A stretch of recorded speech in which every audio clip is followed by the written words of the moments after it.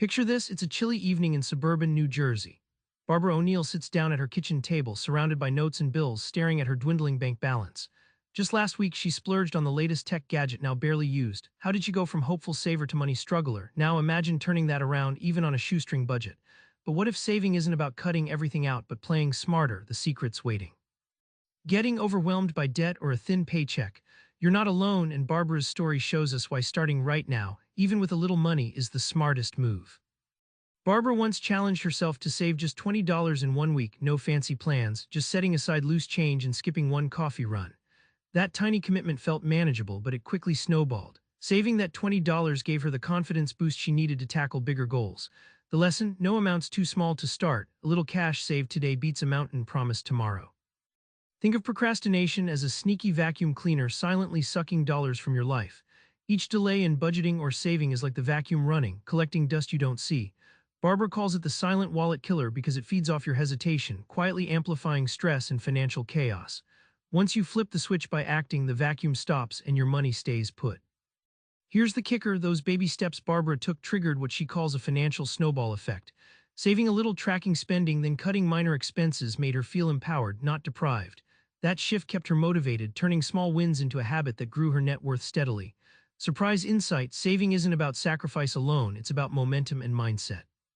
Forget strict diets that leave you broke and miserable. Barbara's guide offers clever hacks to slash spending without feeling the pinch. Here's how she flips the script.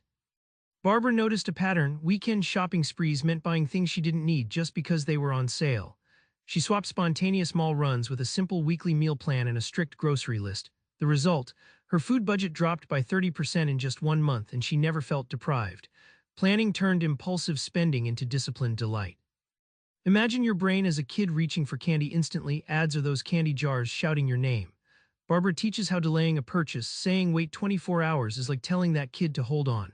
This brief pause cools down impulse, exploits the brain's natural fade of desire, and crushes the marketing magic. It's not about willpower, it's smart timing.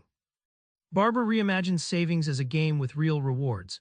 When she cut cable TV, she saved $50 monthly, which she funneled into a fun fund, money strictly for movies, dinners, or small treats.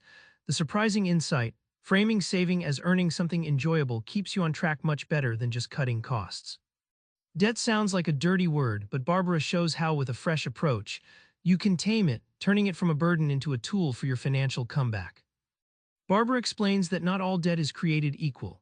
She splits it into good debt, like student loans or a mortgage that builds value, and bad debt, like credit cards with sky-high interest. For instance, she helped Mark, a teacher in Pennsylvania, prioritize paying off $12,000 in bad credit card debt while managing his mortgage responsibly. Understanding this split clears the fog and sets direction. Inspired by the famous debt snowball method, Barbara guides you to list debt's smallest to largest, then attack the smallest balance with all extra funds while making minimum payments on the rest. As each debt disappears, your momentum grows, like rolling a snowball downhill that gathers size and speed. Mark cleared $5,000 of bad debt in 8 months using this exact tactic. Here's the often missed gem: celebrating the tiny victories along the way. Barbara encourages noticing when you pay off even small balances or reduce expenses. Mark threw himself a modest pizza party after knocking out that first credit card. These rewards light a fire inside, making a tough journey feel worth every step and turning saving from a chore into a cause for celebration. Remember Barbara at her kitchen table. Today you've got her blueprint: starting small, cutting smart, and mastering debt as an ally. Saving on a shoestring isn't about giving up what you love, it's choosing greater rewards ahead. Try this tonight: sort out your expenses and pick one small saving goal to start tomorrow. Watch how that tiny choice rewires your money story. Subscribe for more book summaries like this one.